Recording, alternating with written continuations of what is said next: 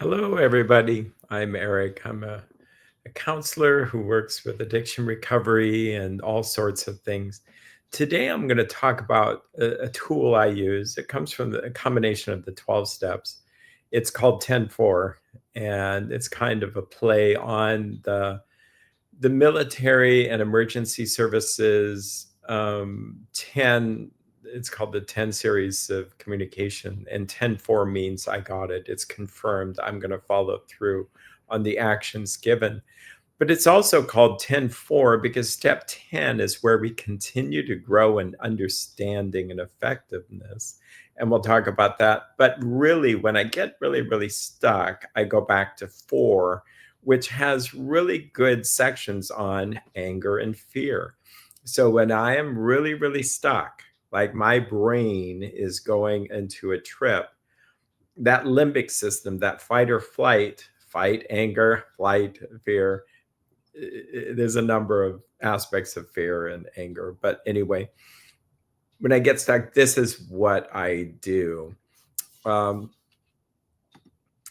just to have fun with this a little bit is 10-4, its meaning. Numerical code can sometimes move over into common use in English language, and usually modern media has a lot to do with it, movies, TV shows. This has been used by the emergency services use, and essentially the code just means that you've heard and understood what's been conveyed to you.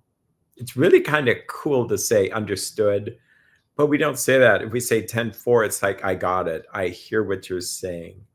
Um, the meaning of 10-4 is the 10 code, and because of the nature of their work, meaning emergencies, fire department, well, I'm not an expert in this, but they got to be able to communicate clearly that they heard what was said.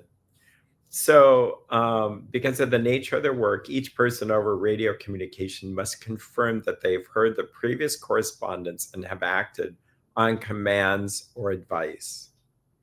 It's arguable that 10-4 is a shortened phrase because it is often followed by the word copy. Using this word just reinforces understanding that you heard the previous command and you're relaying that you have acted on their advice. Away from military and emergency services, truckers may use 10-4 as a way to tell their dispatch that they've heard them and will bear their advice in mind. On top of this, civilians may say 10-4 is a way to tell others that they have heard them. Cool. And it just happens that it relates to what we're talking about. So on page 84 of the AA Big Book, I'll read this. This thought brings us to step 10, which suggests we continue to take a personal inventory and continue to set right any new mistakes as we go along. What is a personal inventory? In short, it's what I've done wrong. Okay. And resentments and anger is one category. Fears, where I'm starting to be wrong and that I'm starting to get fearful and that I can get controlling. Dishonest, and selfishness, this inflated sense of self. This is going to focus on just these two. It says we vigorously commence this way of living as we cleaned up the past. Our next function is to grow in understanding and effectiveness. I love it. So this is what you do. So when let's say I'm really angry, say like someone really wronged me and I am spiraling.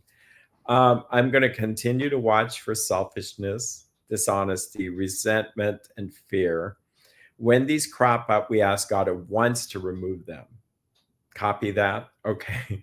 We ask God immediately to just remove that. We don't have to do a whole bunch of other stuff. God, save me from being angry. Okay. Help me to be calm. Help me to stay focused on you, to not get so spun around in what they did wrong, etc. We discuss them with someone immediately and make amends quickly if we have harmed anyone. So, on that note, we first spoken to God because up here, this is prayer. Then we talk to maybe our sponsor, another person in the program, or someone we trust. Then we make amends. So we apologize quickly, not slowly, not dragged out over days. And this might need to wait if I'm so mad at the person that I can't think clearly. And then we resolutely turn our thoughts to someone we can help. Love and tolerance of others is our code. We have ceased fighting anything or anyone, even alcohol. For by this time, sanity will have returned. So that's what we're hoping for. Um, so, what is four? Like step four. This happens to be a little four here, but that's not related to step four. But this is step four, and this is found on page 66. A simple way to remember that is 666. So when I'm angry, I go to 66. Okay. This was our course in doing what? It says, in the state, of the wrongdoings of others, fancied or real, had power to actually kill. Why? Because we are so mad, so frustrated. It says, how could we escape? We saw that these resentments must be mastered, but how? We could not wish them away any more than alcohol or lust or drugs or food or spending or sex or fixing others or gambling. So this is what we do. This was our course. One, we realized that the people who wronged us were perhaps spiritually sick. So that's like a first thing I need to do. I'm dealing with someone who's a human being who is sick, like myself. Okay. I'm a human being. I have sicknesses. They have sicknesses too. And I have to be, it says, um, I did not like their symptoms. Of course not. That's an understatement when I'm like this. The way they disturbed us. Yeah, if we're disturbed, there is something wrong with me, and we'll get to that. They, like ourselves, were sick too. We pray, we ask God to help show them the same tolerance, pity, patience that we would cheerfully grant a sick friend. Tolerance doesn't mean I like what they're doing, it means I can tolerate it. Pity means love. It doesn't mean, oh, I pity the poor fool. No, it's I need to love this person with God's love. Patience. This means to surrender, actually, if you look it up, and long suffering. So, God, grant me tolerance, pity, and patience. I have to tolerate maybe government officials that make choices that I wouldn't choose. I have to love them. How am I going to do that? By seeing them as sick too. And I have to include myself in the same boat. Help me have patience. This is the same thing I would do if it was a family member. If I'm inebriated with anger or frustration, or not frustration, but inebriated with resentment, like resent a hall, or anger, I become under the influence of anger. Really important. I don't want to be under the influence of any drug or behavior. Um, that's my phone going off. It's an emergency. Um, I want to be under the influence of God, and this is what's going to help me get there. Okay. So I'm going to say, God, help me to have the same tolerance, pity, patience I would cheerfully grant a sick friend. If I can see them as sick, if I can change my glasses, if God can, I'm actually get halfway there. I can still be hurt as all get out. I can grieve, but I can at least begin to see them as a person who's pretty sick. Three, when a person offended, we said to ourselves, this is a sick person. So it's not like this is a sick person, a sick puppy. No, it's kind of like I have to keep perspective. Four, how can I be helpful to him? It's by going to the next county, getting away. I mean, that may be a good strategy rather than fight and blow the whole thing up. I can be helpful by prayer. I certainly can be helpful by not judging, where my brain wants to judge and start throwing darts. Yeah, no, you wouldn't throw darts at a sick person. So again, if I don't see them as sick, if I see them like they're supposed to be perfect and I have high expectations of them, then I'm just going to get mad. I'm going to be, what did you do? Why can't you do this? This is so simple. What's wrong with you? And that's actually mild. I'm talking about this should be for when we're really, really upset. Maybe there's a, and this last week, and I'm not going to divulge specifics, but I've heard stories where doctors weren't listening to their patients and people were in really, really bad pain. And then they did it again and again and again. Or people that have harmed people violently to the point where they went to jail. Really difficult situations. How do people begin to forgive that? People who were betrayed by a loved one. And how did this happen? Let's see, what other situations? People might actually feel like God is, and there's a different story. God's not spiritually sick. So we're going, the other remedy for that is ourselves. But so we ask ourselves, this is a sick person. How can I be helpful to him? God, save me from being angry. Thy will be done.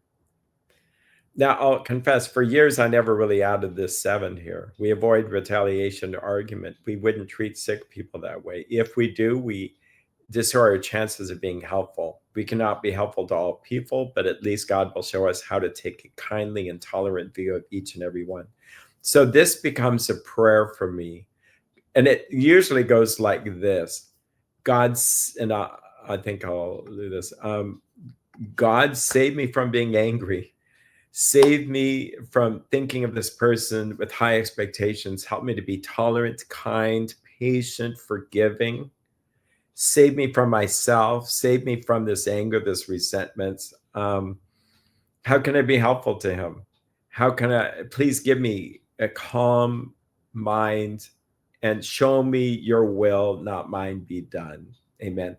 And often, like 90% of the time, I'm going to take a break. I'm going to calm down. And a prayer isn't a thing where I'm going to make my brain calm down. It's like I'm talking to a real person who is God of the universe, and he's going to answer it in his own time. But I will say this, if I'm sincere, I often get some kind of relief from this inebriation. Okay. What about fear? Okay. Well, actually, let's do this. This is when we've calmed down. We refer to our list, putting out of the minds the wrongs others have done. We resolutely looked for our own mistakes. Where had Erik been selfish, dishonest, self-seeking, and frightened? So this is where I sit down and maybe pray, and with a pen or pencil, write this out. Though this situation had not been entirely our fault, we tried to disregard the other person entirely. So where were we to blame? Now, it's like, are you kidding me? I'm not to blame at all. Okay. I have to calm down, pray, go back. I'm a sick person. There's nothing I do that's perfectly. So I have to ask God, please grant me to see this. Oh, I'm expecting perfection from this person. I'm not patient. I'm not forgiving. And now that I calm down, it's like, well, maybe I miscommunicated.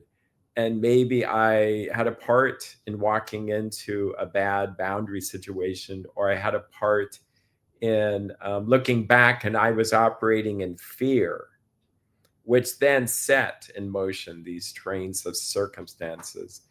We can always learn. And if we learn, we can make progress. Okay. If I just see the world is all wrong and I'm right, good luck on that, Erik, because I'm not going to grow and I'm going to get spiritually sicker. And in God's grace, I might actually use again, and then I'm in trouble. So this is what keeps us sober. We saw our faults, we listed them, we placed them before us in black and white. We admitted our wrongs honestly, and we're willing to set these matters straight. So that's honestly ask God to please replace this too sensitive with toughness, or if I was fear driven, help me to let go. And then I'm willing to go back to the person when I'm calmed down, because that's how these things get resolved. And we can talk about what happens is if you feel like you're going to do your part and it's not going to resolve. I found a lot of relief in cleaning my side of the street, just how it works. So let's talk about number two. This is like when fear drives us crazy. We are so frightened. Maybe we get a diagnosis or a thing like, how am I going to do this? The blood leaves our head. We're in financial turmoil. We get an IRS letter. Someone's left us. We're really not. And I've had people this week that were in this state of, I don't know what to do. And it's just so horrible. Um, Thankfully, I believe in God. They may or may not believe in God, but there is answers. Okay, and we'll talk about that. It says this short word somehow touches about every aspect of our lives. It was an evil and corroding thread. The fabric of our existence was shot through with it. It set in motion trains of circumstances which brought us misfortune we felt we didn't deserve. But not we ourselves set the ball rolling.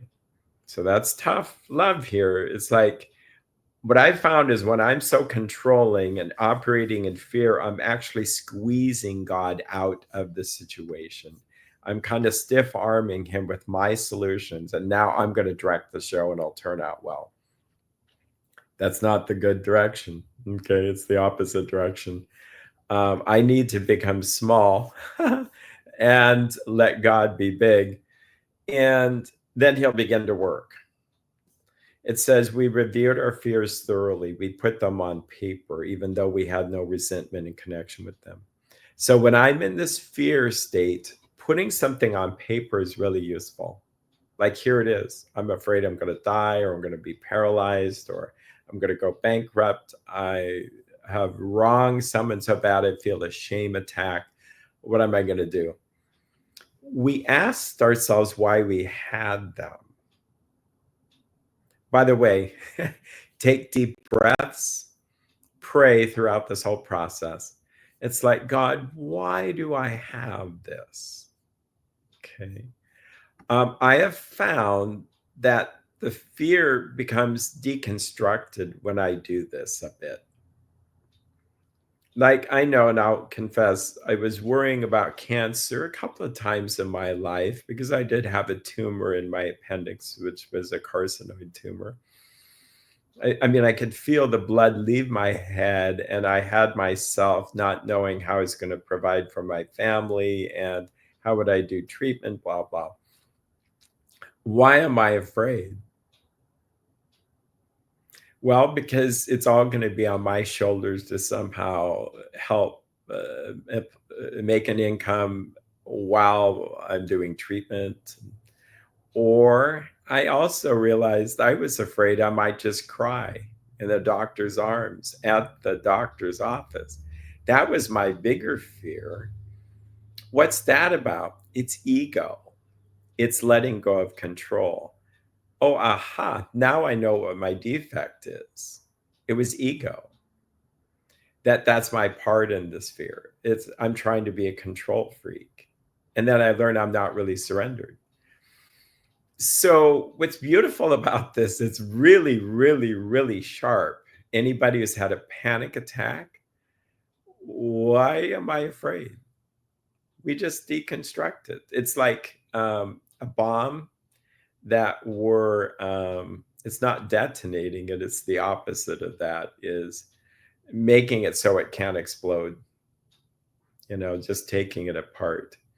I can't think of the word, but it's the opposite of detonate, where it's like um, deactivating it. Every time underneath fear is some kind of self-reliance. It's relying on me to solve the problem. It's relying on me to deal with an IRS letter, or me if we're running for our lives. I should laugh. If some catastrophe, or say like I wasn't prepared enough for a disaster, that's my ego being bruised. So self-reliance was good as far as it went, but it didn't go far enough. See, I believe that the more self-reliance we have, the more addictive we might become, and then everything's weighing on our shoulders. It says, but We think there is a better way. We think so, for we are now on a different basis. The basis of trusting and relying upon God. We trust infinite God rather than our finite selves. We are in the world to play the role He assigns, just to the extent that we do as He would think He would have us do and humbly rely on Him. Does He enable us to match calamity with serenity? Instead, we let Him demonstrate through us what He can do. See, every fearful situation is an opportunity to invite God in and to let Him demonstrate what He can do with us. Anger, it's actually another opportunity to let Him help us disarm, I think, disarm our situation and help us to calm down. So these are opportunities, and I think addiction and people in general want to have a perfect life with no problems. If we ever had that, that would probably be a stranger universe than what we have now. This is a very useful tool. I read this probably 20 years before I saw the simplicity of this. It says we ask Him, meaning God, to remove our fear and direct our attention to what He would have us be. Notice it doesn't say what He would have us do.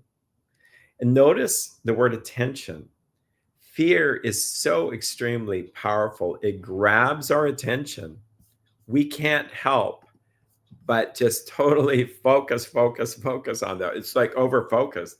We become so to direct our attention to what He would have us be. Okay. If He has me be a man who believes in Him rather than my finite self, things are gonna. If He directs my attention to say what He could do in this situation that looks so bleak, because that's what I read. I read about all these stories of how God interacts in people's lives. I just don't want it to happen to me. No, that's not how this works. I need to participate with Him, and He can do anything. So hopefully this 10-4 approach can help you. What it really means is we're doing step 10 every day, but I go back to 4 in a quick in-depth to try to help me get unstuck. Wish you well. Leave comments if you want, because I'm curious to hear if this is helpful to you. If you have any desires for future videos, let me know that as well. You take care and have a great day.